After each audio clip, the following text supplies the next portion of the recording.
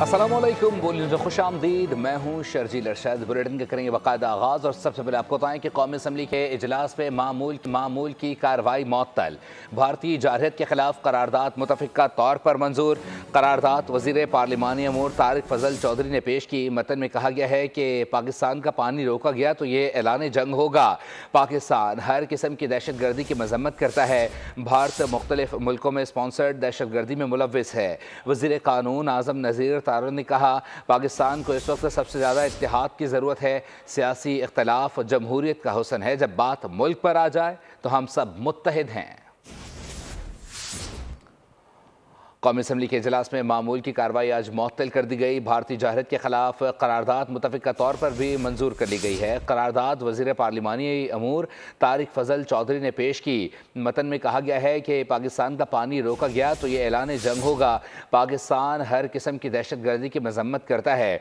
भारत मुख्तलिफ मुल्कों में स्पॉन्सर्ड दहशत गर्दी में मुलव्विस रहा है। वज़ीर कानून आज़म नज़ीर तारड़ ने कहा कि पाकिस्तान को इस वक्त सबसे ज़्यादा इत्तेहाद की ज़रूरत है। सियासी इख्तलाफ जमहूरियत का हुस्न है। जब बात मुल्क पर आ जाए तो हम सब मुत्तहिद हैं।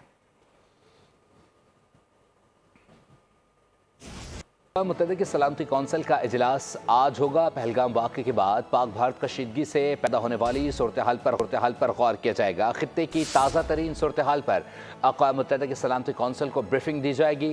पाकिस्तान सलामती कौंसिल की भारत के जारहाना इक़दामात, इश्तिआल अंगेज़ी और बयानात से आगाह करेगा।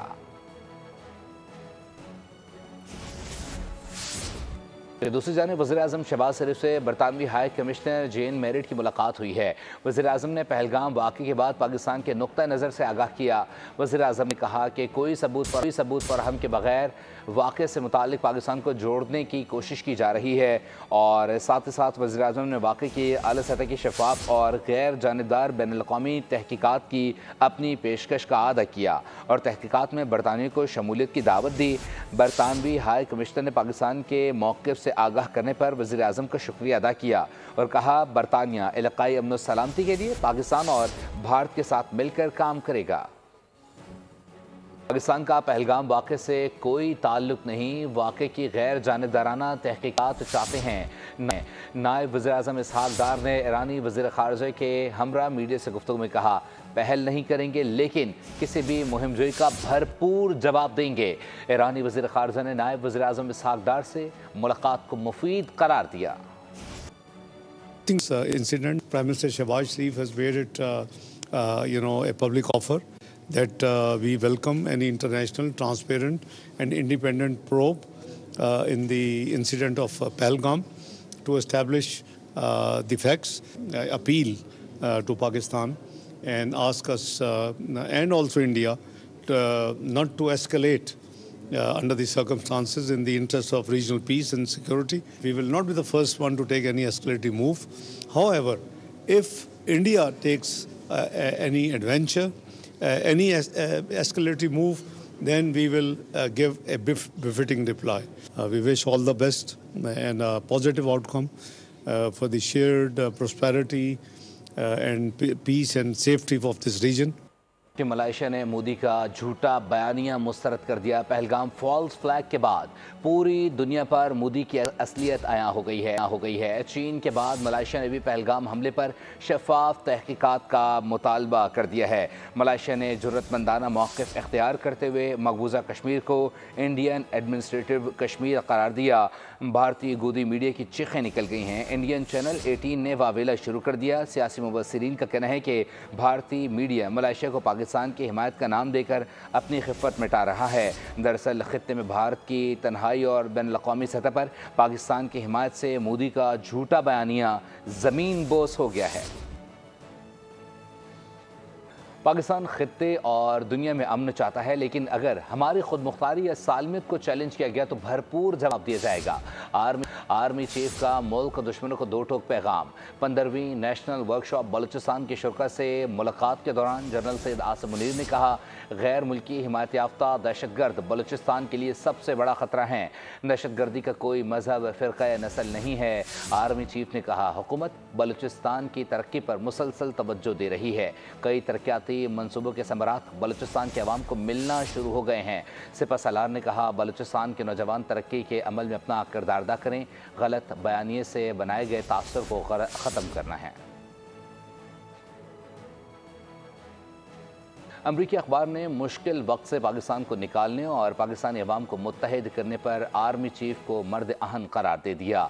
न्यूयॉर्क टाइम्स में शाया आर्टिकल में जनरल आसिम मुनीर को शानदार अल्फाज में खराज तहसीन पेश किया गया है। न्यूयॉर्क टाइम्स ने आर्मी चीफ आसिम मुनीर को मर्द अहन करार दे दिया। अमरीकी अखबार ने आर्मी चीफ को भरपूर अंदाज में खराज तहसीन पेश किया। न्यूयॉर्क टाइम्स के इदारिये में लिखा गया कि जनरल आसिम मुनीर का कायदाना किरदार तस्लीम शुदा है। आर्मी चीफ ने पाकिस्तान के वाज़ेह मौक़िफ़ को तश्कील दिया और भारत को दो टोक अंदाज में मुंह तोड़ जवाब देने का ठोस पैगाम दिया। न्यूयॉर्क टाइम्स ने लिखा कि जनरल आसिम मुनीर का खिताब किसी भी भारतीय हमले का जवाब देने के असम का आदा है।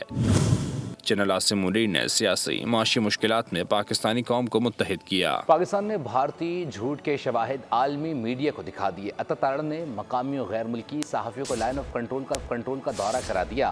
भारत की जानिब से फैलाए गए झूठे और बेबुनियाद प्रोपेगेंडे को बेनकाब कर दिया गया।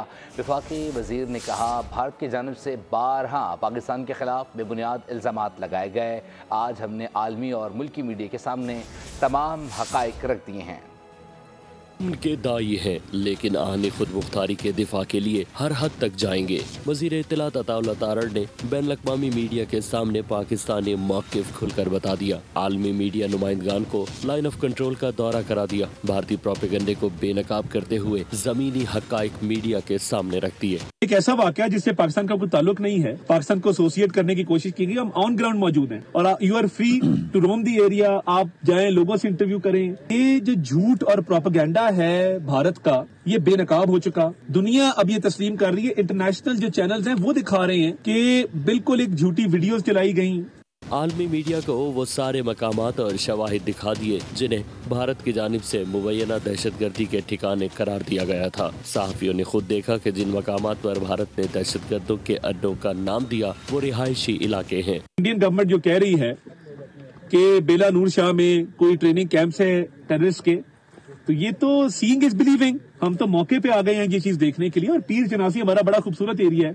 ये जो पीक आपको लेफ्ट पे नजर आ रही है, इधर भी बहुत टूरिस्ट भी आते हैं। पाकिस्तान जिम्मेदार रियासत है। दुनिया के किसी भी हिस्से में दहशतगर्दी या दहशतगर्दाना सरगर्मियों की मजम्मत करता है। भारत इल्जाम तराशी से पहले अपने जेर कब्जा कश्मीर में इंसानी हुकूक की खिलाफ वर्जियों का नोटिस ले। अपनी दाखिली नाकामियों को छुपाने के लिए लाइन ऑफ कंट्रोल पर प्रोपेगेंडा करना बंद करे। बताएं कि स्टेट बैंक ने शरह सूद में 1% कमी कर दी है।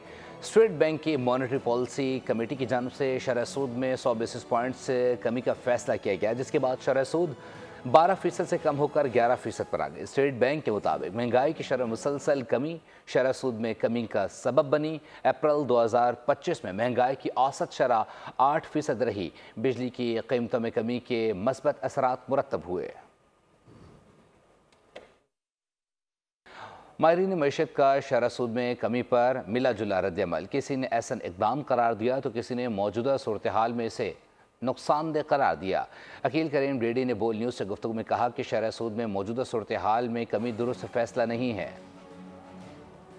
मॉनेटरी पॉलिसी पे जो कमी की है, क्योंकि आपकी डेट सर्विसिंग नीचे आएगी और बिजनेस कम्युनिटी को भी डेफिनेट इसका फायदा होगा। लेकिन दूसरी तरफ आपको ये भी देखना है कि आपका इंपोर्ट का बिल नहीं बढ़ना चाहिए। आप ये देखें कि अब आपकी गाड़ियों की और इंपोर्ट बढ़ना शुरू हो गई है, तो हमारे पास रिजर्व, इतना बड़ा रिजर्व नहीं है कि हम ये अफोर्ड कर सकें। करंट सिचुएशन में थोड़ा बोल्ड डिसीजन लिया है, और लेकिन अब इनको कोशिश भी करनी चाहिए कि स्पेंडिंग बढ़े ना और आपके रिजर्व नीचे ना आए।